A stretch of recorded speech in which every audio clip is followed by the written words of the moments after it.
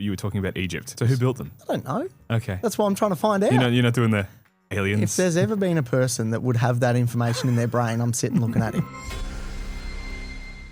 Welcome back. Thank you. And thank you for joining us in the new studio. It's a little bit further afield from last time, but yeah, thanks for making the trip up. No, thank you for having me a second time. Yeah, 100%. It was a great show last time. We got really deep into a few topics, so we can do it all again. Yeah, so we were talking a little bit before about conspiracy theories. Yeah. So you were talking about Egypt. Yeah. Go into that one again for me. No, well, like my favourite thing is like, how the heck were those things made? Of course. It doesn't make much They're sense. geometrically aligned. They're aligned to like the moon and stars and all that jazz. Yeah, it doesn't make much sense to me. No. So I'm like so intrigued in it at the moment. Like I'm like tip of the iceberg. There's so many people that are like so far down that rabbit hole there. They're not coming back. No. I don't think I could go that far. Yeah. But I'm like, So who built them? I don't know. Okay. That's what I'm trying to find out. You're not doing the aliens? If there's ever been a person that would have that information in their brain, I'm sitting looking at him. So Okay, why fair. the hell aren't you telling me? Well, because I'm basic and I think that it was actually humans and the human ingenuity is one of the most powerful things on this planet. So that's... Why? Why do you think that? Because I just see, well, I know that there are people that are far smarter than me doing a lot of wondrous things. You know, there's Elon who's trying to get us to Mars and, you know, people that like, who was the guy that I was looking at the other day? The Palmer Lucky or whatever it is, he runs Underil, which is a defense contractor over in the States, building stealth fighter jets that are completely AI powered. Like, there's a lot of smart people on this planet. There's a lot of not so smart people on this planet. I'm probably in that category, but if that's the case though, you tell me, where did the manufacturing happen? Yeah. To make the blocks? Yeah. To put them in said place? Should have done reading on Egypt before we started. Do you know what I mean? Like these are the things that you for every one logical explanation, there's two or three that are like teetering on the edge. Yeah. And I like those ones that teeter on the edge. 100%. The people that think that it was built by a slave workforce, I disagree with. I think it definitely had to be professional artisans. I'm not sure how they did it, because obviously if it was... But have you seen some of the homes that are built right now? Yeah. The walls aren't even straight. How the hell are we building a pyramid straight? I think that comes down to incentive. I think now we're looking at purely a profit incentive, whereas those things were clearly monuments to gods or kings. We were building greater things in far harsher times. Like the Gothic cathedrals in like Cologne. The Cologne Cathedral, beautiful building. This amazing Gothic masterpiece was built in the Dark Ages because they were building a monument to the greatest force of all, which is God, not to sell it to some bloke down the road. So I think there's... But that's what we think. Well, yeah, that's what we think. But like, it's always better to just go, what if? I think that question everything. Everything should be questioned. Okay, fair. Everything. Fair. So what's your favourite conspiracy theory at the moment? Is it just Egypt or what are the other ones that you like? Egypt's really cool. Yeah. I think right now, it's not necessarily a conspiracy theory, but like Catholicism and like a lot of religious beliefs and backdating and all that sort of stuff. That stuff's interesting too. Yeah, because you've converted. Yeah. And you say converted. Yeah. Explain. Yeah, well, you're now a Catholic. Yeah. Yeah. So what intrigues you about that? What makes you sort of think that it almost is conspiracy-esque? Well, like I was always kind of like I went to Catholic primary school, did all my sacraments and all that sort of stuff around it, and then just kind of floated away. But then like I don't know. I think the reason why I went back into it was when you start to just kind of like it's part of why I try to get de-stressed now. Yeah. When you just let go of everything. If you act and live your life as if someone else has already written the script and you're just like a vessel that just goes through it, your mental health goes so much better so quickly. And the reason I believe that is because like all of a sudden when you come to a decision, it doesn't matter if you think you've made the right or the wrong one, because if there is a higher power that is doing that, it is going to therefore be the right decision. Does that make much sense? Yeah. You know what I mean? Yeah, it's predetermined. Yeah. So it might feel like the wrong decision in the time, but that was still the right decision in the long term. Can you give me an example of where you've thought something was the wrong decision and then it's turned out to be the right one? All the time, like running a business, all the time. Yeah. The amount of times that I've sat back and just been like, is all of this worth it? Yeah. And then you get home after the day of work and being like, oh, was all that worth it? Yeah. And then you get to see, like for me, I've got my daughter, Maeve, the things that she's running around playing with, like the home that my wife and I have built together that wouldn't have been a thing had I not been doing what I'm doing. Like, so that's how I look at that sort of side of things, if that makes much 100%. sense. Yeah. 100%. So for new listeners, Matt Ward is the director of a real estate agency down in Lara. He's also an MMA fighter, and we're going to get touch on that in a bit. And It's a black eye. yeah, correct. You've got the I'm not scars. wearing eyeliner. I promise. We were making the joke about wearing makeup before the show because we had a recent week where I was rather warm in the studio. It was the 44-degree day, and just pouring down my head. So that episode should be released by now. But good fun. Well, I can assure you right now, there's no makeup on this face. Yeah, no. You're just letting the mascara bleed a little bit. It's natural coloration. Awesome. So when did you come back to faith? Because it was sort of always there, but just on 12 months ago. Yeah. When I got back from America. Yeah. Last year in February. So how has family life been recently? Well, I've got a child due in like 20 days. Yeah. Like right now, like on the way up here today, I'm stressed because my child is right now breech. So facing the wrong way for a natural birth as per what we need him to be. Yeah. It is a him. We're having a boy. Awesome. So that's exciting. Cool. So I'll have a boy and a girl. Yes. And my wife is in great spirits that she is going to be able to spin him in between now and the birth. Awesome. Yep. Awesome. So how do you spin? That's not a you question. No, I've seen some things Yep. that she has done. Yep. And I'm not going to get into that. Yep. But a lot of sitting on a yoga ball. Yep. Sitting upside down. Yep. And she's going to a woman today to do acupuncture. Okay, cool. Because supposedly there's pressure points in the body. Awesome. That when pricked with a needle will trigger something in. Yeah. Human bodies are wild. They're crazy, aren't wild thing. Yeah. Like watching my daughter be born nearly 3 years ago now. Yeah. That kind of gave me a better understanding of how, because that's like next level. Yeah. It shouldn't be like that. Yeah. Game changer. Yeah, it's nuts. Crazy. So, we're sort of touching on fatherhood.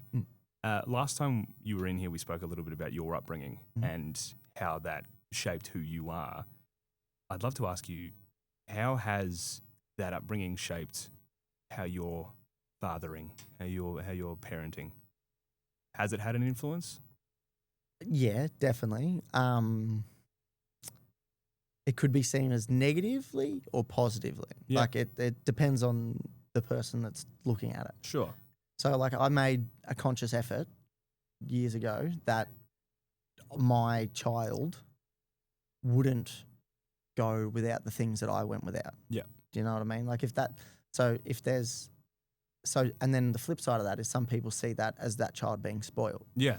So it's that age-old saying, like hard people create soft times and then soft times create hard people, and it's like a circle and it keeps going, whatever that is. But it's similar sense. Like, so I always just said to my wife, I feel like I've seen the pros and cons of how to raise a child and what works and what doesn't work. Yeah. I'm going to try focus on how to fix the things that didn't work and then double down on the things that did work. Yeah. Yeah. So I think like my daughter, especially for her, I just want my children to look at me and be like, oh, he did everything he could to give us what we needed. Yeah. Not necessarily what they wanted, but what they needed. Okay, so there's still restraint. Like she's not going to ask you for a pony, and you're going to get her a pony. Nah, I want to get a Highland cow though. Oh yeah, sick. they're the best. They're the best things ever. So see that I get like really deep and meaningful, and I'm like, I'm going for a cow. You have to do that into the camera. Getting a cow. I just want a cow. But no, like, so that's like been my philosophy around parenting. Yeah. So you're not necessarily leading into the whole soft parenting thing. You're more just trying to take a middle of the road approach and provide a lot more than what you may or may not have had. I can tell you this with full certainty. Yep. Soft parenting with my daughter is not possible. Why is so, that? what day is it today? Wednesday. So Monday morning. Yep. Okay. 5:30 a.m. I get woken up by my daughter climbing over me because I'm currently in her room, in her bed, because, like I said, we've got another child coming soon. So anyway, that's a whole nother story. Yeah. 5:30, my daughter gets up. She goes, Daddy, I go let the dogs out. Whatever. Okay. You're not going. The whole house is locked. You're not going outside. Yeah. Whatever. Next thing you know, I hear my wife screaming. And I mean screaming. I thought someone had broken into the house. Yeah. I get up. I'm like, what has happened here? So Maeve got up, 5:30 in the morning. Yeah. Got up, went outside, let the dogs out of the kennel, hosed them down, let them in the mud, opened the doors, let them in the house. They've then jumped on Jamie, fresh sheets in the bed and all that sort of stuff and woken her up. So we've got 2 fully grown German Shepherds, a near 3-year-old child, and she thinks it's the funniest thing ever. Yeah. I mean, she did warn you. She did say I was going to let I'm the thinking dogs. it's hilarious. Jamie, on the other hand, not thinking it's so funny. You can't show any. My daughter does things like this all the time. Excellent. Like yesterday, she's in trouble for drawing on the walls. Yeah. And she's laughing about it. Yeah. And Jamie goes, Maeve, it's not funny. You shouldn't be doing that. Maeve's response is, Mummy, it is funny. I should be doing that. Like, this kid's not even 3 yet, and she's already like, okay, what you're telling me, I'm going to flip it. Arbiter of humor. Yeah, it's like, how do you know what's funny or not? Like, you're an old lady. That's excellent. Like, so Maeve has already got that locked in. Yeah. And who'd you get that from? Is that more of a you trait? 100%. Yeah. 100%. Jamie's like cool, calm, collected. Yeah. Until I book a fight. And then when I book a fight, she turns into a devil. Yeah. But like, normally she's nice and relaxed, soft spoken, all that sort of stuff. And then I'm just kind of like, oh yeah, she'll be right. Just go for it. Yeah. Stop worrying about things and just do it. Yeah. Yeah. Yeah. So you didn't think to stop her from getting the dogs? I didn't think she was going to do it. Yeah. But then I also had it in my head, like, even if she's does do it, it's going to be kind of funny. No, like. Really hope Jamie doesn't watch this podcast. No, she will, and she'll understand it too, because like, it's like, it'll be far enough gone that it's okay. Yeah, it's of funny. course. Yeah. And it's like the whole same reason why we went to America last year with Maeve. Yeah. Like, so people are like, why'd you take your 2-year-old to Disneyland? And I'm like, well, do you care about that 2-year-old's, knowledge of in 5 years' time, or do you worry about getting them through today and ensuring that they had a good day today? Yeah. And people always say to me the same thing. Oh, yeah, I want them to have a good day today. It's like, okay, 100%. Cool. So that's why we did it. Yeah. If we could get home from Disneyland at the end of the day and know that she was like, oh, that was fun, Dad, I liked it. Yeah. I've succeeded for the day as a parent. 100%. I mean, it cost me $60 a day for Mickey ears and all that sort of stupid stuff. But she still wears them now. Yeah. She still thinks that she is Elsa from Frozen. And that's why we called our German Shepherd Olaf. Yes. We've got the last time. Now 60-kilo Shepherd. Yeah. He's huge. Yeah. He's huge. And he's Olaf. Awesome. Crazy. So you like a full-blown Disney adult? Flat chat, yeah. We're going again this year. Far out. So I'm going in for Halloween. And you wear the ears? Yeah. You wear the makeup, I wear the ears. Yeah, fair. Yes. That's fair. You can throw that back at me. That's probably reasonable. Yeah, no, I'm like flat chat Disney adult. Yeah. Like, I just love theme parks in general. Yeah. And having a child was what got me into Disneyland. Yeah, right. Because when Jamie and I went to Disneyland by ourselves, we kind of walked around and we're like, this is cool, but like Universal Studios is where it's at. Their rides are better. Yeah, yeah. Now, we go to Disneyland and we like get fully immersed in it. Like, we love it, like everything about it. Excellent. And like, so we're in January now. Yeah. We're not going till October, and we're already starting to plan like, okay, we'll eat here, we'll go here, we'll do this. Like, Are you doing anything else while you're over there, or is it just the typical Beverly Hills, of course, California stuff? So like, we'll be going to all the little restaurants and stuff that are on all those shows. The Walk of Fame sucks. Really? Seriously. I've not been to America yet. Oh my God. You get hassled by people to buy their mixtapes. Yeah. You listen to it once and they're like, oh, it's free, it's free, it's free. Then they give it to you and then they're like, now you've got it, it's $10. And the music's terrible. Some of it's okay, but like. Now that you've got it. Yeah. Oh, all right. Well, you pay me for it and I'll give it back. Mate, it's the only place I know that you can get a photo with Spider-Man, Superman, whatever whoever you can think of, Hello Kitty. Yeah. But this person that's doing it, you're like, that shouldn't be allowed. Like these people They're hassling you. They're white. Yeah. Yeah. They're like fully hassling you. We had similar thing with at the front of the Colosseum in Rome. There were these guys dressed up as the Roman centurions. I'm sorry. You're so cultured compared to me. You're like, you're going on about, the Colosseum in Rome. I went here and I'm like, Hollywood Walk of Fame sucks. Like, it's just all, you're like, oh yeah, I went to Rome. No, at the front of the Colosseum, there were these centurions. So guys dressed up as Roman centurions. So they had the full Roman kit on. And they're like, oh yes, come photo. And then you take the photo and then it's like, all right, you pay. And I'm like, yeah, it's like you get double dutch. You're too late. Yeah. Whoops, too bad. And see, do you know the only thing that I pick up from that? That's what you get for going to the Colosseum. How dare you? I'm one of those people. I don't understand it. Don't get me wrong. Some people love. Well, a lot of people love going on holidays for the streetscape, for the landscape, and I get to history. see. Yeah, the history I'm starting to get a little bit towards. Like, good. I like that kind of stuff. Yes. But join the dark side. No, you're like so dark it's not funny. I'm like a little bit. I'm like 6 o'clock daylight savings. You're like midnight. That's how dark side you are. Yeah. But like, it's a great analogy. It works. Yeah, it does. That's why I like going to America so much. Yeah. I like going to Thailand. Yeah. I like all that sort of stuff. And I don't go to Thailand. There's things to do. Correct. Yeah. Gotcha. I go there to train, to fight, to do all that sort of stuff. Yeah. But for some people, they love sitting on a beach looking at the sunset and all that sort of stuff. There's fun things to do at the Colosseum too. They've got a Colosseum cat. You can see walking along the ruins and stuff. No, that doesn't float your boat? No. Okay.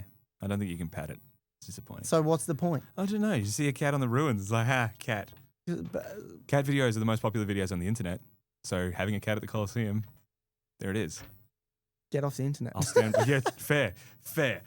So, thanks so much. You did actually go over to Thailand recently for, it was like a boot camp thing. Can you run through that? How did that go? So I go most years. Well, I've gone the last 3 years in a row with a group from Geelong. There's like 15 of us that went over there and basically just train for 10 days. And it's a mixture of like training, eating, drinking, all that fun stuff that Thailand is. Yeah. But yeah, so I went over there and trained. We go to like a place called Rawai. It's like as south as you can get on Phuket. And it's cool. Like, I've been there. It's so part of the world. Yeah, it's wild though that like they've got nothing, but they're the happiest people in the world. Yeah. It's crazy. Yeah. They've got a lot of weed stores now though. They do, but then they're everywhere. But then so we were there in November and the Queen had just passed away 2 weeks prior. Yeah. So they're in a year of mourning. Yep. And so they were so subdued compared to what they normally are. Like it was chalk and cheese compared to the year before. Yeah. And you find that crazy though, that like they can have technically a political figure pass away and the entirety of the country get on board and go, yep, we're going to do a year of mourning. In Australia, we can't even like agree on anything. Yeah. Well, I mean, when the Queen died, there was a lot of tributes and stuff, but then there were a lot of people that were still like, why are we even a part of it? Saying horrible stuff and all that sort of thing. I guess it would probably be more significant in the UK, but even then, there's still people that are anti-monarchy. But Thailand, it seemed pretty uniform. See, you can be as anti-monarchy as you want. If someone dies, regardless, just be a little bit respectful. 100%. That's plain and simple. Like I've had that conversation with you about many things. Like Charlie Kirk was one of them. Like, 100%. Regardless of you like his views, hate his views, whatnot, that is still now a daughter that has to go to bed without their father. Yeah. A wife that has to go to bed without her husband. Yeah. Be it or not, the conspiracy theories that she had something to do with it. Yeah, all those. Hey, some of them.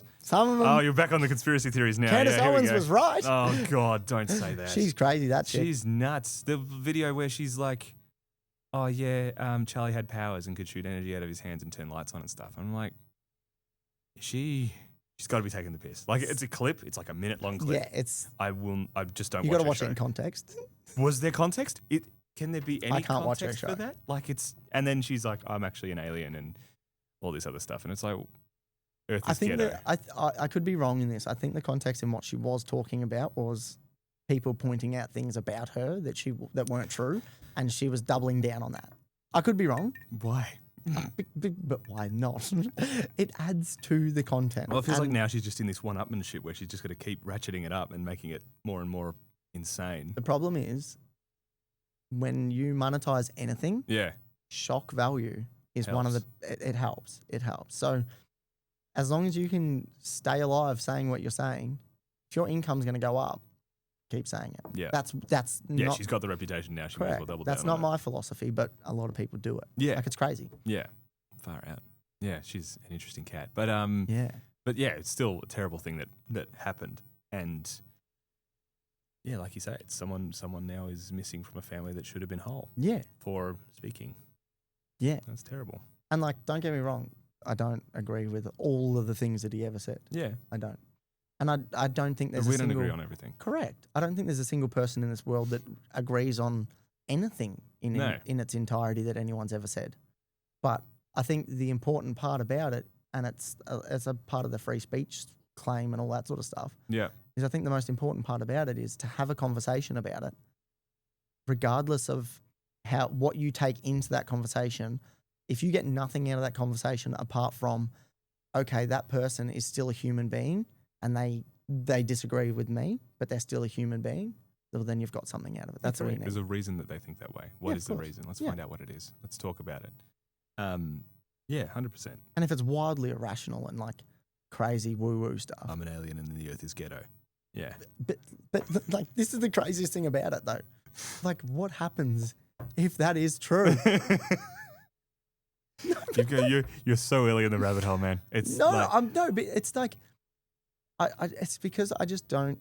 If someone wants to say something, I don't discount it immediately. Yeah, I don't let it take enough of my bandwidth in my brain to worry me. Yeah. I'm just like, if that's what you think and that's what you're about, okay, cool. Let it. Why not? Yeah. Why can't you be that? Yeah. You do that. Have fun. Yeah. Doesn't impact me. You do it. Life's too short. Yeah.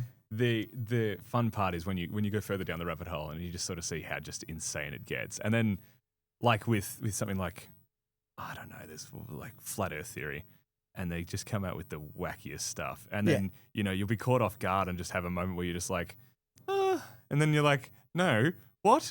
Why would you even question that? Yeah. That's what I was saying before. It's like for every one thing that kind of makes sense, there's three that don't. Yeah. But that one thing still made sense. It still made sense. Aliens could have made the pyramids. This is, theoretically. I think the most, I could be wrong. Been wrong once or twice before. Yeah. Or every day if you ask my wife. Never.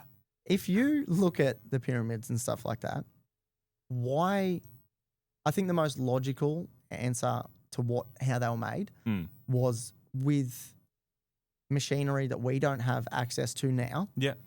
That was so far removed from where we are now that we did have some form of a reset. Yeah. I think that would make a little bit of sense. Like Atlantis was allegedly a superior intelligent civilization that knew all this extra stuff. And obviously the burning of the Library of Alexandria, we lost thousands of years of knowledge that just literally went up in flames. So yeah, there definitely could have been a reset. And, I think about it in the context of the world right now. The only evidence that we exist outside of this planet is a small craft that NASA sent up 60 years ago now that's got a disc on it with a bunch of photos, playing music, it's doing its thing, and there's a drive that if the aliens can decode it, will show photos from all of the major civilizations and cultures in the world. And how would they construe that? How are they going to piece that together? Because they wouldn't necessarily know that there's 196 nations on the planet. No. That all match this together. It could be like, oh, this is one civilization, this is weird. And then they come up with their own version of what we were. But that's the same as religion as well. Yeah. Like it goes down the same thing. Yeah. Like this thing that I saw on TikTok this morning. TikTok is just the worst. No, it's the best. Oh, okay. Gives you all the information that you need. Yeah. No, but so it was basically around people were not believing religion and all that sort of stuff, which like I said, if you don't want to believe religion, cool. It's fine. That's on Yeah. you. I've got my beliefs. You have yours. It is what it is. Yeah. But the story was about twins in the womb. Mm. And they were talking to each other. And one of the twins said to the other, why are you holding out that there is anything past the birth? Yeah. And the other twin said, well, I feel like once the birth happens, we become people and mother provides for us, yada, yada, yada. And the first twin says, but no, science says that the umbilical cord is the provider of life. And for us, we don't eat through our mouth, we eat through our umbilical cord. Yeah. So there's nothing past birth. Yeah.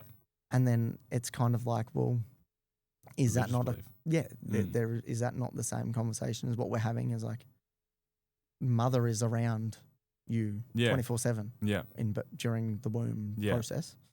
Why isn't religion the same? Like why couldn't religion be the same? Yeah. Yeah. So there is something else. It's quite an interesting way to look at things. Yeah.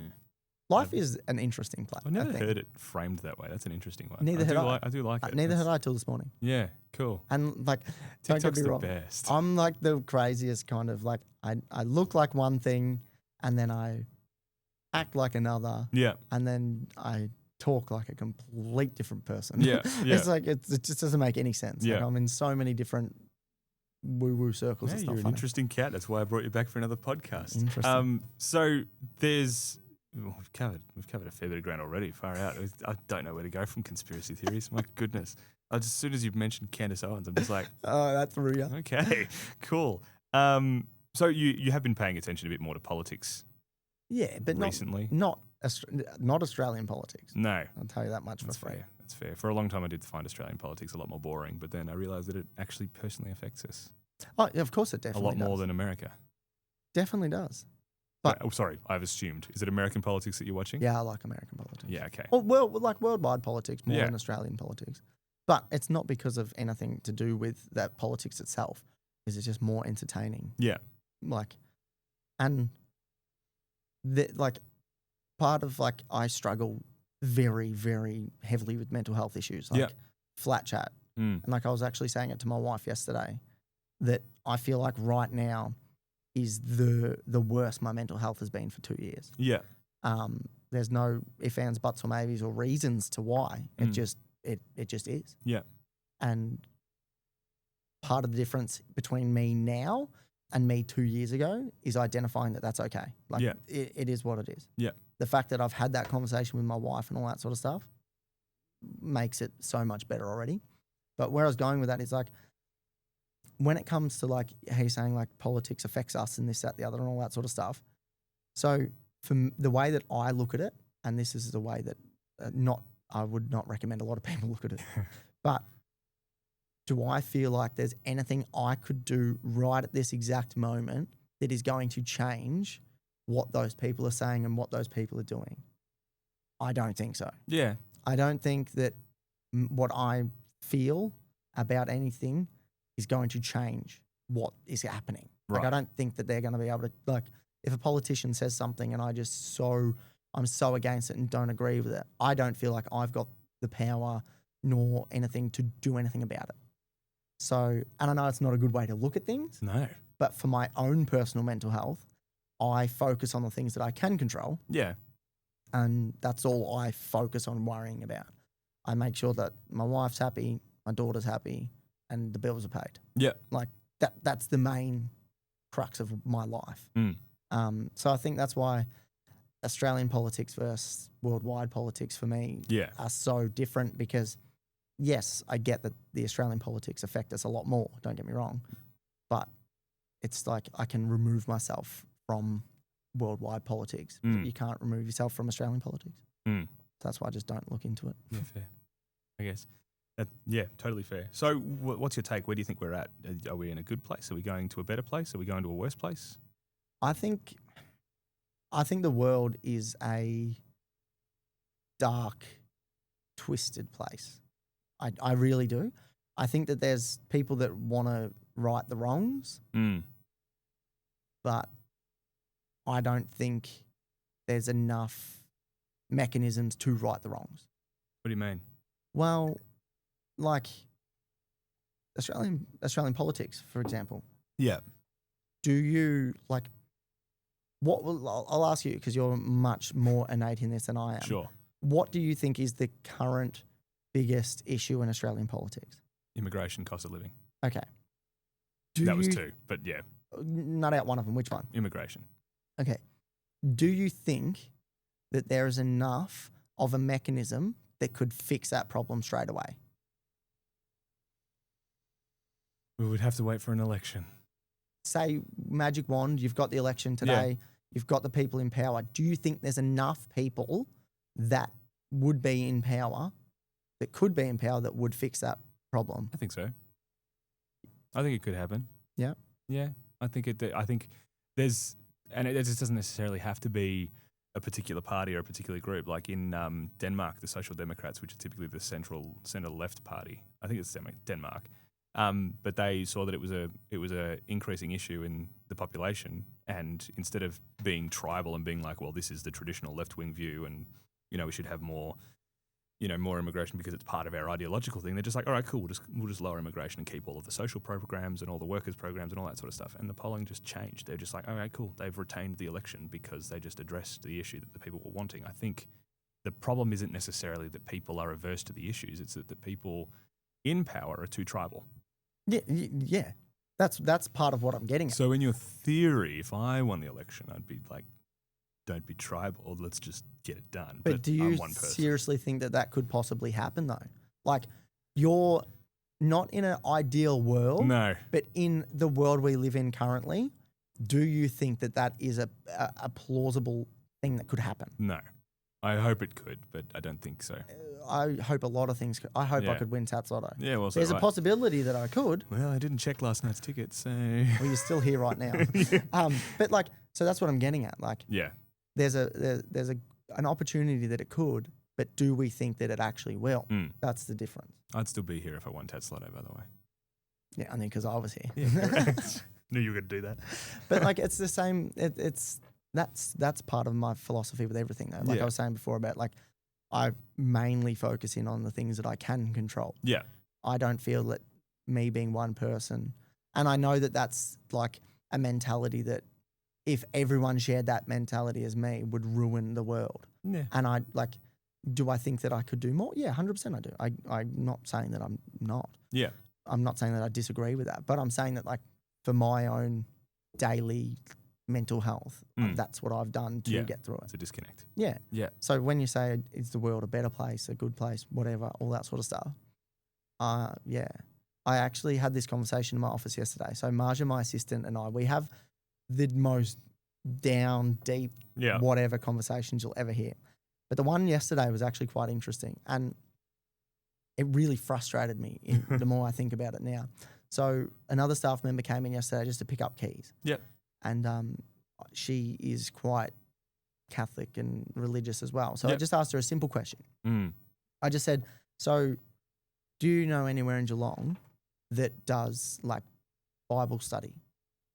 And not like, I don't want to go too far into it, but just a normal everyday conversation, yada, yada, yada. Yep. Her response to me, I didn't take it at the time as anything, but Marja overheard it. And then, so her response was, yeah, there's a few yada, yada, yada, but you've got to be careful because at the end of the day, you're going into potentially into someone's home. Just make sure you don't go into a kook's house. Yeah. And my response to that was, oh, I'll be fine. It is what it is. Yeah, fair. I can fight him off. Yeah. To which Marja's response was, isn't that crazy that like that's your response straight away? Yet a female's response has to be different. Like, it doesn't have to be. Yeah. But because of the state of the world that we're in. Yeah, of course. They have, so up until that moment, I'd never really thought about life, like having to think that. About that. Yeah. Yeah. And like, I know that I need to for having a daughter and stuff like that. That's why Maeve will be, like, I feel like we'll be doing martial arts and all that sort of stuff. Well, you are taking her to your fights, so she's learning from a young age. Yeah, she's learning. Yeah. Yeah, learning, all right. But like, that's, so that, like, little things like that are just like little triggers in my brain to make me think. I can't wait for her to be starting to correct you on your form. Like on the way back home in the car, she'll be just like, Dad, you did this wrong. Yeah, she tells me I do things wrong all the time. Yeah, but like with actual knowledge behind with the martial arts strategy. She's 2. The knowledge that she has versus me is completely different, and I should be way ahead of her, but she's still telling me it's wrong. Excellent. It doesn't matter. So good. It'll be I could be a black belt and she's a fresh white belt, and she will still tell me it's wrong. Yeah. It is what it is. And like, do you check and go, yeah, right, it is. Like, yeah, okay, that makes sense. Yep, no, you're right, Maeve. You did it again. High five. Yep. Yes, nice. you win again. Thank you. I'm just hoping that she's not a bully to her brother. Because when he comes along, I've got a feeling that like he's going to be really cool, calm, and collected. Yeah.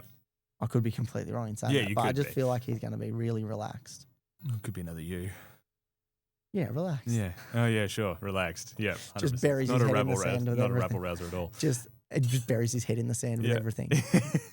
More the point. The older siblings are the worst. There you go, Tom. I got 2 older siblings. Yeah. Yeah. Hands in my ass. Well, that's what we're for. So you were talking about being in control of things and your ability to be in control. Has there ever been a point in your life where you felt totally out of control? Oh, yeah. Yeah. So like this is a credit to my wife because we've been together for 12 years now. Yep. 13, 12. Yep. 13. 13 years this year, 12 years. Know that. I just checked my tattoo because I got it on my... Oh, there you go. I had to That's a cheat decipher Roman numerals. See? Colosseum. Nice. Rome. I'm cultured. So when I remember, like, do you remember, you might not, because how old are you right now? 26. Okay, so maybe not. Like I'm 3.5, nearly 4 years older than you. Yeah. So that is a big year in what I'm talking about. Yeah, yeah. So about 10 years ago now, 2016. codeine was easily accessible. Yeah. You could go to a chemist and just say, can I get a box of like Panadeine Forte, Endone, whatever. It was just over the counter is what it is. You can just get it. Yeah. So I was playing footy. I hurt my coccyx bone. Yeah. So I went to the doctors, yada, yada, yada. And they said, all right, get some heavy pain relief. So they told me to get codeine.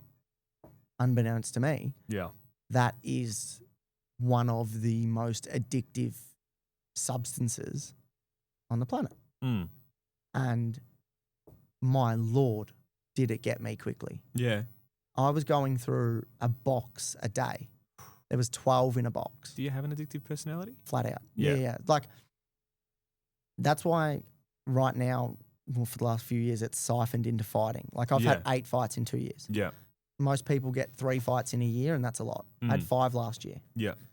For me, I have a very, very addictive personality. Yeah. And like, so I transferred, so I was taking a box of Panadeine Forte every single day. Yeah. And what was happening was it got to the point where I couldn't just go to the local chemist and ask for it because I was in there the day before. Yeah, yeah. And this went on for like 3 or 4 months. Yeah. It had me in a grip. And I was asking Jamie, my wife, to go get me some. Oh, yeah. She didn't know. Yeah. So she's like, yeah, sure. Like, because she came to the doctors with me. She knew that I'd hurt my back. Yeah. So for her, she just thought she was assisting. I had like a little, like an assembly line going. Yeah. So every 5 days, the person would rotate. So it would be me, friend 1, friend 2, friend 3, friend 4, Jamie, me again, getting a different box every day. Far out. So going through 3 different chemists. Yeah. I was working in Melbourne at the time, so what would happen was there was 12 in a box. Yeah. I would wake up in the morning, shower, jump in the car, go to the cafe, get a coffee, take 3. Drive to Melbourne, pull up at the yard, take 3. Work, get to lunch, take 3. Yeah. Finish, 3 o'clock in the afternoon, drive home, take 3. Yeah. So I've had 12. Far out. So I would get home, and by the time I'd get home, I knew that I'd be with Jamie because I was living with her up from when I was 17, sorry. Yeah. So I was hiding it. So I wouldn't have to, I knew that I've taken 12 for the day. I don't need to take any now. I was like a zombie. Like it was just, far out. It was a terrible time. And the craziest thing about it was like, it's like that thing that you don't realize you've got something wrong until you're removed from it. And I remember I was in the car, Jamie and I were going to Luna Park, and I lifted up the center console and grabbed out, because we were driving in the car. Yeah. So I had to take my next 3. Yep. I grabbed them out, and Jamie said to me, "That's not the box that I got you yesterday." I've been busted. Yeah. And I just froze. Yeah. And I felt this sense of like shame that I'd never felt before. I've still never felt anything like it before. Yeah. And that was it. That was a kicker. Yep. Mm. And then Jamie literally said to me, like, and we had like a huge discussion. I had to tell her, I was like, yeah, I'm taking a box a day, yada, yada, yada. Yeah. And that was terrible. Mm. That got me a ripper. Yeah. Yeah. 12 Panadeine Forte or Endone a day. Yeah. Just whatever I could get my hands on. What was driving that? Did you need to not feel anything, or what was it? It was a complete numbing of life. Yeah. Like, I remember driving to Melbourne, and it was like an out-of-body experience. Yeah. And keep in mind, I was like 20 at the time. Yeah. I was that person that was like, mental health doesn't exist. Like, just harden up, you'll be fine. Yeah, yeah. Meanwhile. Yeah, meanwhile, I'm like dying on the inside. Yeah. Like, literally killing myself from the inside out. Yeah. And yeah, it was crazy. 12 a day for, I think it was 4 or 5 months in a row, every day. Far out. Mm-hmm. So coming out of it, obviously you had the shame factor and speaking with Jamie. Was it that easy, or was it obviously then go cold turkey, or? Yeah, so what I had to do was I had to put that energy, because my personality is one of those that if I don't have something, like, I can't just be. I can't just sit still and be. I feel like every day that you're not progressing that little bit forward is a day you've gone backwards. Yeah. So I can't just, I can't just be. So I had to put that into something. Yeah. So when I had the urge that time of the day where I take another 3, no, I can't do that. I need to do something. Yeah. So at first it was running. I just got into running. Yeah. And it obviously, the byproduct of that was I got fitter for football. Yeah.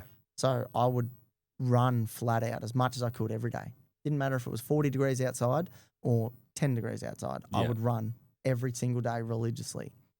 Started with 3K because I was a big boy. I was 102 at that stage again. I've been 102 kilos twice in my life. Yeah. And this was the first time. All right. So I'd run, started with 3Ks, then I went to 5, 10, 15. Yeah. And that was just me every day until I got to the point where I went down from 102. I got to like 80 kilos or so at the time. And then I was playing footy, enjoying footy and all that sort of stuff. So that energy that thought process of, okay, now I need to take that, disappeared, and it was more, now I need to run. Yeah. And now that is now obviously fighting or training at the gym and stuff. So it's a blessing and a curse because, say for argument's sake, I get stuck in an appointment and I can't make the gym or I can't work out or whatnot. I get incredibly irritable. Yeah. And my fuse goes from this to this. And it just like it's nothing over the top or anything like that, but it just disappears straight away. Yeah. So do you feel that change? Straight away. Do you know it's coming? Yeah. Straight away. Yeah. Yeah. Like Jamie and I have this joke running that like I'm a very structured person. I'm not in the slightest. Yeah. But when my structure changes, I have an issue. And if my structure changes and that issue, I go west quickly. Yeah, right. So if I know, okay, I'm going to finish work at 4 o'clock today, I'll be home by 4:30. I'll do what I need to do. I'll drive, leave the house 5:15. I'm at the gym by 6. It's perfect. Yeah. If that gets thrown out of whack, I'm like twitching. Like I can't function. And is that an anxious feeling or? Yeah. Where do you think that comes from? Like I said before, I'm an incredibly anxious person. Yeah. Like I've always, I was diagnosed with GAD, which is just Generalized Anxiety Disorder. Yeah. I feel like everyone's got some form of anxiety in them at any one stage. Mm-hmm. So I'm anxious 24/7 about something. Yeah. But like I said I know that the gym for me right now is the medicine to that anxiety. So I feel like if I'm not getting the medicine, my brain works backwards and goes, okay, I haven't had my medicine. Now I'm anxious. Yeah, correct. So back to base. Yeah, which it's frustrating, don't get me wrong, because even on holidays and stuff like that, I can't just sit there and that's why I don't like looking at Colosseum. I'm like, got nothing about it. Never going to Rome. There you go. No. I would though, because I like pasta. I'd eat. Yeah. But like, that's my definitely thing. do a lot of that in Italy. So, yeah, well. Yeah. So yeah, that's my anxiety problem that there you go. stems through from like, I feel like it all started as a kid, obviously, and then you slowly gateway into something else, into something else, into something else. And then, like I said, it was prescription. Well, they weren't even prescription at the time. It was just over the counter. Yeah. So you just had to ask for them. Yeah. And then, I got into that. And then it got into... So you blame anxiety for that? Yeah, I think so, yeah. Yeah. Like I said, as a kid that didn't believe in mental health, I was feeling a certain way and I wanted that way to go. I wanted that feeling to just disappear. Yeah. And I knew I couldn't get rid of it. So I would just put a blanket over it and just hide it. Yeah. So Band-aid it. Yeah, Band-aid it. Exactly. Yeah. Far out. That's some heavy stuff. So do you, obviously you're at a era in your life where you're becoming more of a father. You are a father, but you're becoming more of a mentor figure, I guess. You're teaching Maeve and eventually your son. Yep. And do you mentor other guys at the gym with stuff that they're going through? Obviously, you're a mental health advocate as well on your Instagram. Yeah. Are you working with people to help them through it, or? Like I try to do it as like indiscriminate as possible. Like I just under the table as much as possible because, like I said, I feel like everyone's got some form of anxiety going on about their life. Yeah. But not everyone's in a position that they talk about it 100%. as openly and willingly as I do. Yep. So I've had a number of people that have come up to me and they're like, listen, I read your Instagram post yesterday. Thank you. And I'm just like, okay. Like for me, it's normal. I can have the everyday conversation, but some people obviously can't. So that's why as embarrassing or as much of what my past can be portrayed as like terrible. Like how many people do you know would openly admit that they were addicted to a painkiller, and they were taking them in that amount? And not many. So there's a significant amount of people that probably were or are and all that sort of stuff that they physically can't put the words into 100%. It. Like they can't do it. They can't have that conversation. So I feel like I've been blessed with the power that I can. Yeah. So because I can, I will. Yeah. So like I said, there's been people that come up to me that are like, I applaud you for being able to say it. I can't say it, but reading it and knowing that you were able to say it made me feel that bit better. Yeah. So there's people in the gym and people in like everyday walks of life that I just talk to about normal things that I believe are normal. 100%. But they're not for them, obviously, because they can't vocalize it. Well, and you go back to where you were talking about the shame. I think with a lot of addictions, gambling addiction, porn addiction, all that sort of stuff, there's an inherent shame associated with it. So people don't feel comfortable talking about it. So I think it's really powerful that you do and that you're comfortable, bringing it up and sharing it. And obviously it's helping people. Well, I think that like people think that their past is going to ruin their future.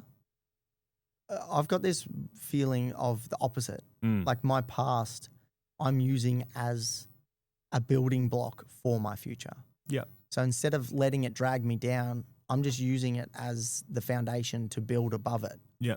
And like I know that what my past is, like with mental health, suicide, addiction, all that sort of stuff, it's the bottom of the bottom. Yeah. There's not much further you could fall from where I have been in my life. So I feel that like every day moving forward is a significant upgrade on where it was. Yeah. So that's why I granted, I don't know why I'm and still a generally anxious person. I think it's the feeling of I could go back there one day and I don't want to. Just in the back of your mind. Yeah, of course. Yeah. But those things, I feel like if you bottle them up, you will go back there, or you could go back there. Yeah. Never say anything with such certainty. But so that's why I'm like, if I'm feeling shit and I need, like I said it to Marja yesterday. Like I said, my assistant, I literally said to him, like, yeah, I don't know what it is. I'm just like flat chat, so anxious at the moment. Like, and I get it. Like I work full time, running a business, selling real estate. I've got a wife, a daughter, a son on the way. I fight. 2 dogs. 2 dogs that are German Shepherds and crazy. Yeah. I'm thinking about playing footy again, which then that means I need to then go to training, and I'm thinking about doing it at a new club, which means I need to meet new people. Like, so all these things, it's like it's like a rubber band, you get pulled in so many different directions. You can only get pulled a certain amount before it snaps. Yeah. And yeah, it's like maybe that anxiety feeling is that starting Spinning of that plates. fracture. Yeah. Spinning plates. Someone was talking to me yesterday about spinning plates. You can only have so many plates spinning at once. Yep.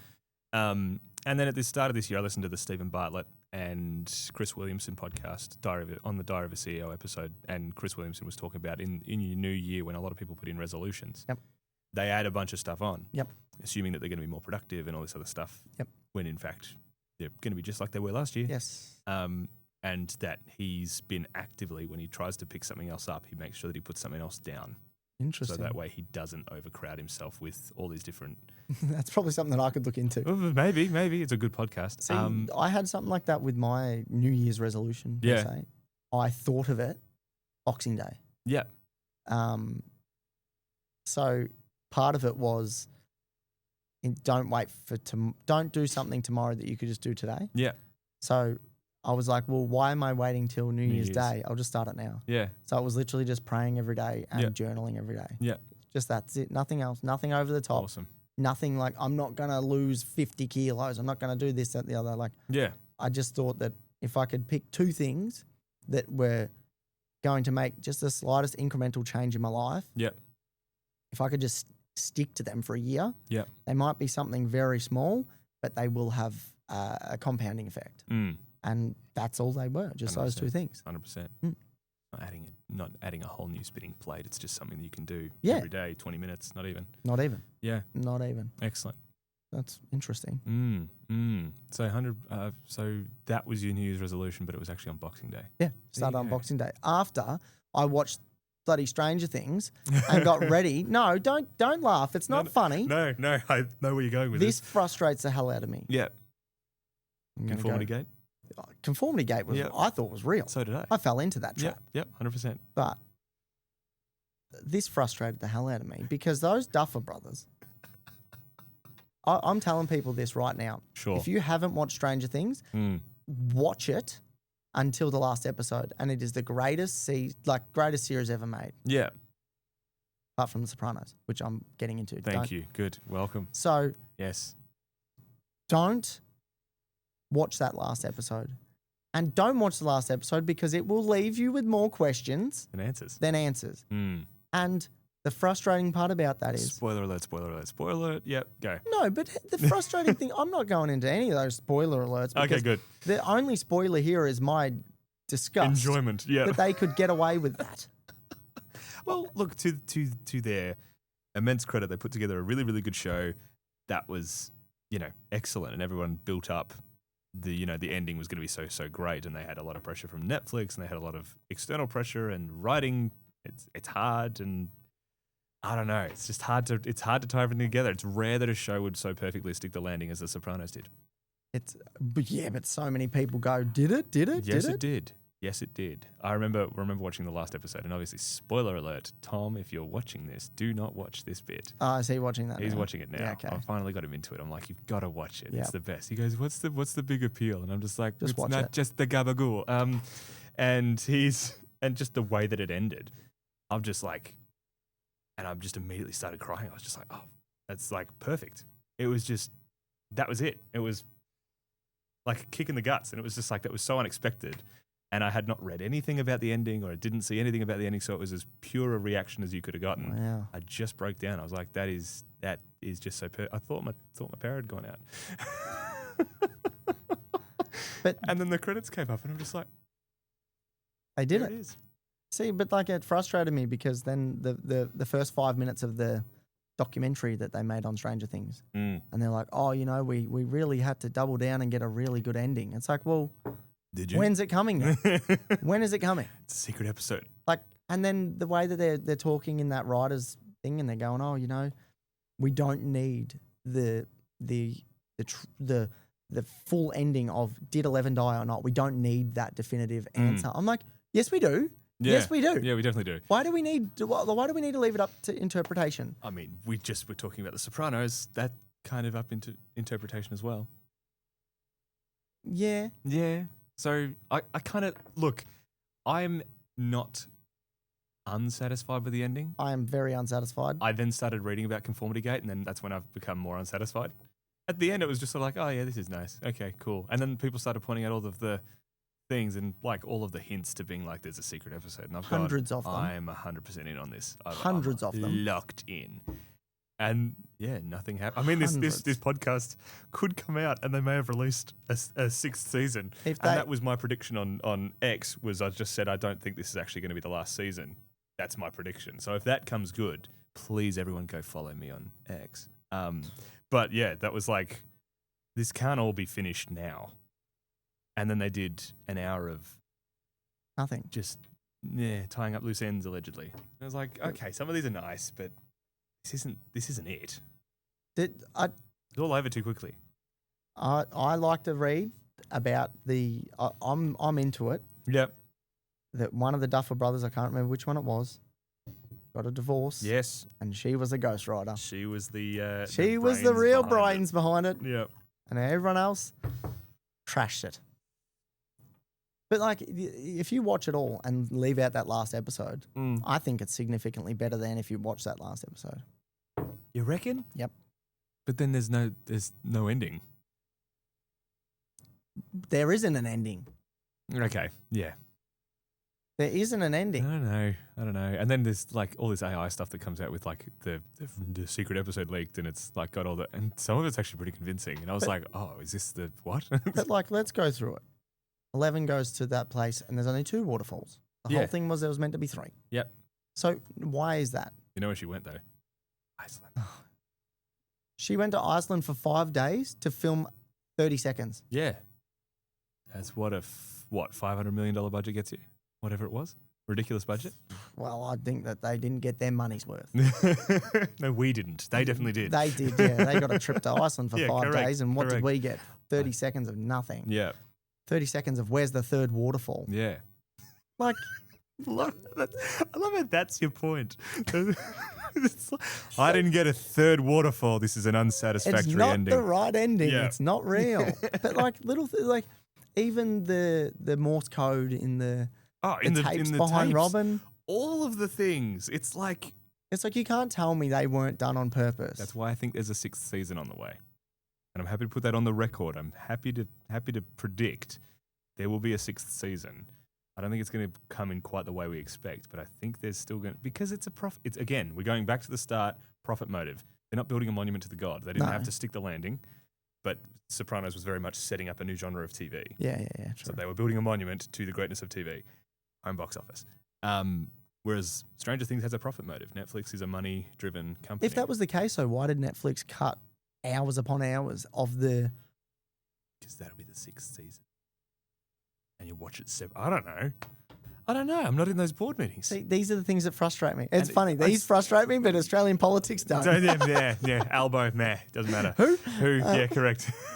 Do you know what I mean? Like, see, these are the things that keep me up at night. Oh, yeah. They've kept me up at night recently too. It's like... Because I'm full into it. I went down the TikTok rabbit hole because, as I said before, TikTok is the worst. That's the best. And they're just like, everyone kept pointing out these things. And I'm just like, okay, there's got to be. Has to be. And then the date passed and it was like, oh no, it's actually going to be the 11th. It's because 11. And I'm like, oh yeah, cool. And then it was the 12th when the doco came out. Correct. And then it was the doco was going to be the replacement episode. And I'm like, okay, Which cool. the Freddy Krueger thing made sense. Yes. And then I was like, well, I didn't like that idea of it being like realized all of a sudden. So I was hoping that they'd just release an episode instead of the doco. And so I watched the whole doco and it was just like, yeah, there was nothing there. Cool. And then it's like, oh no, it's going to be on the 31st of the month. And I'm like, yeah. What about the Stranger Things torch? That you turn on the blue light and it says Vecna lives. It's like, why are they doing all this stuff? You spent more money dropping Easter eggs. Us. Yeah. You've done that. Like, I feel like Elon Musk has something to do with this. Because if there's ever to be a person that's going to absolutely stuff with us, it's that man. He's onto something here. He didn't buy Twitter. He bought Netflix. He did. He's stuffing with us. It's all propaganda. I'll tell you right now. It's all just for the memes. Well, it has been quite the meme. It's...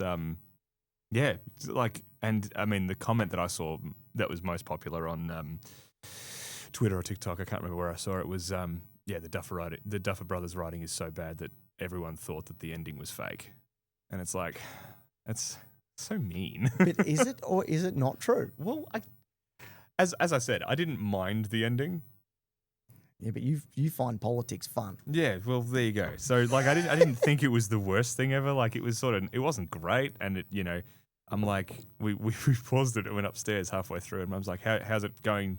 And I'm going, oh yeah, I think there's like 20 minutes left because they've just killed the mind flayer's dead. Yeah, the mind flayer's dead. So it's like it's all done now.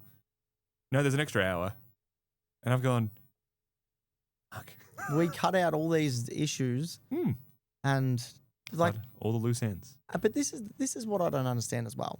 In episode 1 or 2 or what it was, Holly had that Under Armour sleeve on. Yeah, they edited that out. Why can't they go back and fix the stuff ups? The lever that's the different color. Like, what are you doing to us? That's what made me so convinced that it was going to happen.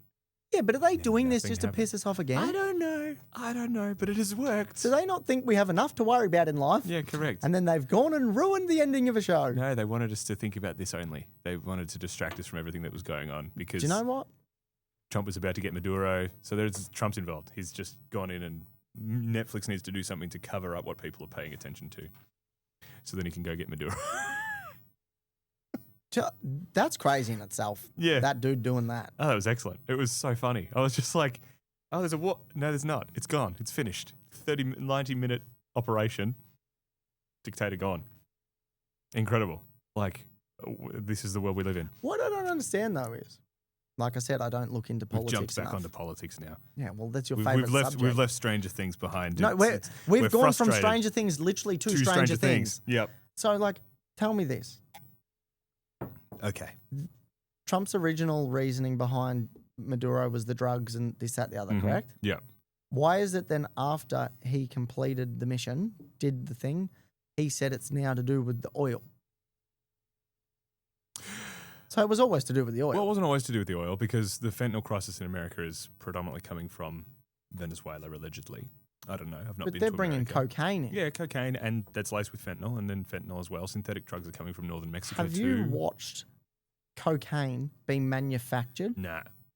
I've never actually participated in any of that sort of stuff. I think, like, not Anthony Bourdain, it was someone like that. Yeah. Went into the jungle and watched it be manufactured. They mix, like, petrol and all that sort of stuff with it. It's wild. Yeah. It is wild. They ain't putting fentanyl in it from Venezuela. As I said, I don't know. I'm just regurgitating what I've heard. Anyway, so obviously Venezuela, Maduro has ignored the result of the election. It was supposed to be a pro-democratic person that won. Machado. Didn't Trump do that? Didn't he ignore the result of an election? Yeah, I know, right? It's ironic. So people that are now defending Maduro who are against Trump, it's like it's flipped on its head anyway. But I'm not going to get into that. But Venezuela was doing a lot of trade with China and Russia, so for the exporting of oil. So if you're able to remove a player from the international oil black market that's supplying two of your major opponents, Russia and China, because you're trying to get a war finished over here and you're trying to make sure that someone doesn't go into Taiwan, and it takes 90 minutes to get rid of this guy who ignored the election anyway and have Venezuela a democratic country again, then he's done it all in 90 minutes. And apparently no one died. No Americans at least. No, but I've noticed that that's something that they've said like a lot. Yeah. 0 American casualties. Well, it's like, okay, was there any casualties, period? Ooh. Let's talk about that. Don't know. And that's like you mentioned about China going into Taiwan. Yeah. It's like, is America going into Greenland? Like, what's happening there? Well, I think if this is something else that I predicted on Twitter. Twitter's full of amazing predictions. You should follow me. Shameless plug. No, the one thing that I said that he would get done this term is buying Greenland. I think he will buy it. Yeah, okay. And I think ultimately the Greenlanders should be in charge of their own destiny. There's 57,000-ish of them, and Trump's already made an offer that would pay them each $100,000 US to join. So, like, if that's what it takes, then sure. And I'm careful with what I say. I'm not wanting to sound like too much of a Trump head. But Greenland is currently a protectorate of Denmark. Denmark isn't really capitalizing on what Greenland has, so resource-wise. And that's fine because the way they live in Greenland is beautiful. They don't own land. They only own the houses. Yep. You actually just, I think it's a lease of the land. So it's like living in a retirement village. It's really like beautiful, peaceful place. There's more, more animals than people and all this other stuff. And It sounds very idyllic and very peaceful. So why? There's a lot of rare earth minerals under the ground. And currently the people that control the most rare earth minerals, China. So Trump wants to ensure that America has access to that. So that way, you know, chips and all the other important things that we need for a modern society to function can be produced and sold to the West as well. So that's the analytical point. That's the strategic point. And also, if the northern ice cap melts away, then the North Sea becomes very, very important strategically between America and Russia, because there's a lot of shipping lanes that go through there. So having direct coastal access to that is important for the US. That's just what I've read.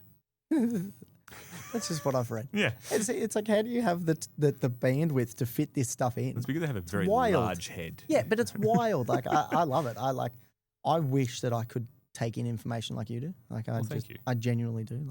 Like that's why I messaged you on Instagram like 2 months ago. I was like, listen, I don't understand what's going on here. Fill me in. But if there's anyone that will, you will, and you'll be able to explain it in a dumbass term that I can understand. Well, I hope that was an all right explanation. I'm sure, anyone that listens will be like, no, you're wrong. And we'll just have a debate. But that's in the comments. okay. That's fine. You can be wrong. Yeah. People can be wrong. My show, it's so fine. I have the right to be wrong here. But people have the right to be wrong anywhere they want, or they should have the right to be wrong wherever they want. 100%. That's the whole problem. 100%. But it was the strangest thing to wake up to as well. Like, it's everyone's crying on about, oh yeah, Maduro's gone. I've gone, what? And like the US has gone into Venezuela. I'm like, have you seen that a war? And then like, no, it's over. Have you seen that? There's a photo of like the current inmates at that prison in New York. Yeah. There's, it's like Diddy and Ghislaine Maxwell. Yeah. Tekashi 6ix9ine. And Maduro. And I was with, I can't remember who I was with. Oh, and that other drug lord cartel fella. El Chapo. That guy. I think he's a former inmate, or he might still be there. I don't know. I haven't really been following him closely, obviously. And there was this. I was with somebody and we were talking about how many people are in this one section of prison, and he's gone. That would be a really good TV show. Like, someone needs to write that TV show of how they're all like trying to escape or something. And I'm like, not how they're trying to escape, just what's going on with them on a daily basis. 100%. Could you imagine that? It's like, oh, the president of Venezuela's here. But I think what would happen is the human population would get incredibly frustrated at how, I could be completely wrong in saying this as well, but how easy their lives are in there. Like, and don't get me wrong, it sounds quite laughable to say easy and prison in one sentence. I'm not saying that. But I'm saying that, like, it's like when 50 Cent came out saying that he was broke. Yeah. Kanye West came out saying he was broke. There's a difference. Yeah. Okay, between Kanye West broke and Matt Ward broke. Yeah. Matt Ward broke is the bank's got everything. I got shit. Yeah. Kanye West broke is he puts an Instagram post up today and makes another 50 grand. Correct. Well, maybe not today. Maybe not today. But you know what I mean? Like, there's a difference. So the prison, their prison sentence could be the exact same. Well, it'd be a white-collar prison probably, I'd imagine, and they don't sound, I mean, I'm going to say this, they don't sound too bad, but it's still prison. But like, you know, you got all the meals, healthcare, all that sort of stuff, you're looked after.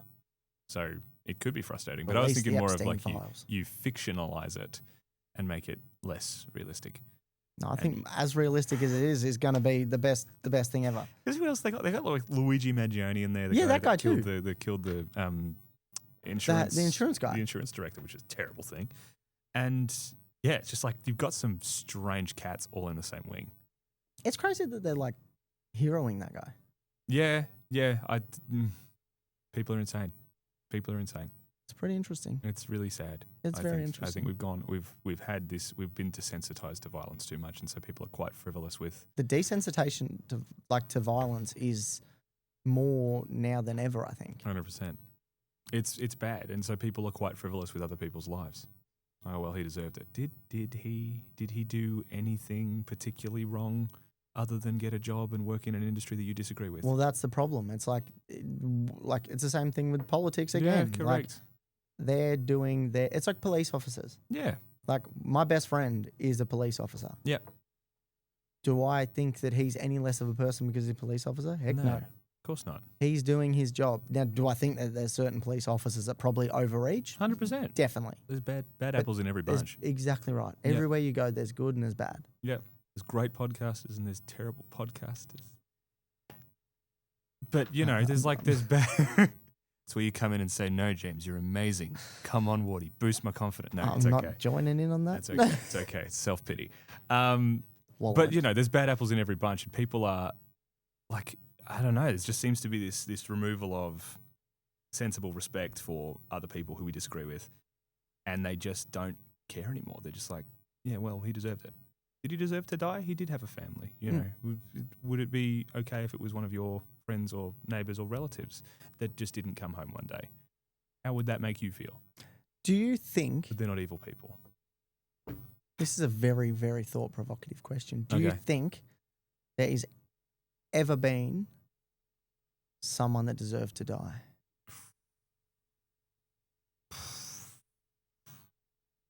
It's a very interesting question.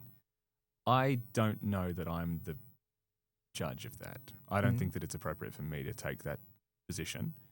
I mean, you can say the usual ones, like obviously your Hitlers and Stalins and all the rest of it, your major political figures. But again, it wasn't me that made the call, and I don't think that it's appropriate for me to say that someone deserved to die because I don't know. Well, that's like those people that believe in like an eye for an eye. Yeah, of course. Which then, have you seen that Chinese proverb that's like, in a world that's an eye for an eye, the world would be blind? Yes, 100%. Yeah. Like I'm all for that sort of stuff too. Yeah. Well, like, and I mean, obviously there are horrible people in the world, but whether it's, I don't know how to answer that question because obviously these are the conversations that I love having. Yeah. I love having conversations with people that leave them in a fact where they sit there and they go, shit, I've actually got to like take this in now. And correct. Like, because I think right now conversations people are too quick to respond because they just know what they should say. And that's what I mean, because it's frivolous. Yeah. That people don't care, whereas I'm trying to be a little bit more thoughtful about it. And yes, there are horrible people, people who murderers or rapists or whatever, like they've done horrid things. And yeah, there's death penalties in some countries and that sort of stuff, but I don't think, I don't know how I don't know. Death seems very final. Yeah. And I'm not sure that using it as a punishment is such a hot button issue. Right to do? I don't know. It's a tough one. The idea of someone sitting alone in a prison cell and contemplating what they've done for the rest of their life seems a bit more of a punishment. I take that wholeheartedly. I think that's crazy. And I guess it's not as final. Like if they've taken a life, then they should die too. But so then do you believe in the prison system doing what it's intended to do? I don't think it is at the moment. I think there's a lot of, and again, it's very easy to say from someone who isn't involved at all in the prison system or has been to prison. I think that there needs to be stronger measures in some ways, but then a lot of other ways it needs to be improved upon. I think prison as a whole is a good punishment, but it depends on what the crime is. It depends on the case. So it can't just be a blanket. This is what happens. This is how you're treated in prison. This is what it is. Like if you've done something seriously bad in prison, then, you shouldn't have nearly as much support as somebody who's done something like, stole a loaf of bread. Yeah. But do you think that then like 10 years down the track, if you've been able to do your time, do you think you should get a clean slate per se? A second chance. Yeah. I'm a big fan of second chances. Again, it depends on the case. But so, for example, I mean, you probably listened to the podcast, the Jelly Roll show with Joe Rogan when he was talking about getting his gun, the right to own a gun back. Yep. I think 100%. I think you can see that he's very much rehabilitated. So I hope that he does get that back so he can go hunting with more than just a bow. Like that doesn't seem like a threat to me. Until it is though. Of course. And it changes. But I don't know. Like what stops you or me from doing something wrong? Correct. Yeah, we've never done anything wrong. Yeah, but what's going to stop us? But at one stage, neither had anyone. Correct. There'd been that person that had never done anything wrong. Yeah, that's true. I don't know, man. Like I've got an example. I know someone that done time in prison, all that sort of stuff. Yeah. He came out. He's still a wild man. Like, don't get me wrong. Yeah, but the conversations that I've had with him have never been anything more than respectful. he is trying to better the rest of his life. Yeah. But he's like blackballed, for a lack of a better term. Yeah. And like, don't get me wrong. He's Like, trying to rehabilitate himself. Yeah. And I think if there's a way that you can genuinely prove that someone has rehabilitated themselves or is trying, then I think there's a way that you can progressively make things more accessible to them. Like Jelly Roll, I don't think he's going to go back to drug dealing. I think he's got enough money or whatever he did wrong. Like, I think obviously it's a very rare case, and I'm not advocating for special treatment for celebrities. But then that's the thing though. The question comes down to, was he only drug dealing because of the finance, or was he doing it because of the rush that he got? Was I taking endone for the pain relief, or was I taking it for the feeling that I got? Yeah. So, like, I don't know. Does it get to a certain point with the breaking of the law that you're not doing it just because you need it to get by, that you're now doing it because of the way that you feel whilst you're doing it? Correct. Like, so it's like that chasing the dragon saying. Yeah. And I think that in cases like that, there'd be psychological evaluations that you'd have to undertake to see whether that's maybe something that you have, and then if there's any question or any doubt, then sorry, you're not able to get it. But if it was genuinely something that you were doing just to get by, then and you are fully rehabilitated, then it's like, well, yeah, you should probably get a second chance because we only get one go on this rock, and I'm a fan. Do we though? Well, do we? On this rock, maybe. You don't know that. You're talking about, well, yeah, I guess, but only one go. Why do you not believe that there's something after birth? Yeah, you're correct. Thanks. Throw that right back to the start. But yeah, I think, I'm a big fan of second chances. My mind is a wild place. It is. Like, could you imagine spending 5 minutes in this brain? I've spent an hour and a half with it, and it's been crazy. It's pretty tiring. We've done Stranger Things. We've done really strange Maduro. things. We've done politics, all sorts of stuff. We've covered a lot of ground. And see, I don't know much stuff. I just know a little bit of a lot. Yeah. And then I just like to. That's why I like to just have open conversations with people, because there's people that have significantly more knowledge about things than I do. Yeah. And I find that intriguing. Like, I you want love to coax it out. I like asking the questions of people. Maybe I should do a podcast. Maybe you should. Maybe I should. Maybe I'm going to be your number one competition now. Yeah, sure. I don't believe in competition with this sort of stuff. It's there's enough years to go around. That's what someone that's threatened would say. Yeah, 100%. I've got to keep my image right. It's like, fuck, I really hope he doesn't do the podcast. Like, please don't do it. Thank goodness he's so busy with all of his children and all of the businesses that he has. And maybe you should have another child. Yeah, correct. Load him up. You said last time you wanted 4 or 5, so is that still the goal? No. Stopped at 2. I'm quite content with 2. Really? Oh, my wife on the other hand, she's already talking about a 3rd and a 4th and a 50th. I'm like, excellent. Just kick back. Let's just get through this one. Let's relax. As I said I got in trouble last time because I said with you, I said I'm an advocate for big families. Yep. And my future mother-in-law texted me and said, Are you saying something here? Have you spoken to Jen about this or something like that? And I've gone, yeah, I forgot that you listened to this. Yeah, it's like, that's the thing. It's like, it's so easy to get swept up in just having a conversation with a human being that you're forgetting that there's people that might actually listen and be like, hang on a second. Yeah, hang on. I know this guy. I'm going to message him. Cheeky little fella. Fuck. But nah, awesome. Look, thank you very much for your time. This has been really fun to do again. Thank you for coming to the new studio. Cool. And do you have any final thoughts, final words for everyone that's listening? I'm fighting on the 28th of March. Excellent. Hopefully. I'm just waiting for an opponent on that. Excellent. Aiming for that. We'll post ticket links in the description. That'd be sick. People are best to connect with you still at the Matt Ward. On Instagram. Anything else you wanted to say? Talk to people. Yeah. You'll be surprised about how much better not only you will feel, but how much better the person that you're talking to might feel as well.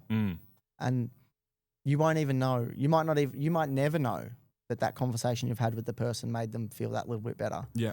But what you might know is if that person committed suicide that night and wasn't back the next day, then you would 100% know that conversation you had with them, treat every conversation you have with someone as the last that you're ever going to have with that person. And you'll change your entire outlook on how you talk to people. I've been saying that to a couple of people recently. I've been saying I'd like to do goodbyes properly because you never know. And people are like, oh, that's, right, interesting. And I'm like, well, something could happen. We could never see each other again. So I want to do this goodbye properly. Yeah, but see, go back on that though. If you've like, if you treat everyone like it could be the last conversation that you've ever had with them, do you really need to even say goodbye? See what I mean? And we're going to wrap there. This head in here. No, thank you very much again for coming on. It's been great to have you, and look forward to episode 3 with Matt Ward. That'll be God, imagine a good how one. far We'll do that in another year. Yeah. Maybe we could do that in the pyramids. Yeah. Oh, yeah. In the Sphinx, in the secret, Not the Colosseum. in the secret hatch, Not the Colosseum. in the Sphinx. Yeah. It was a national project. Yeah.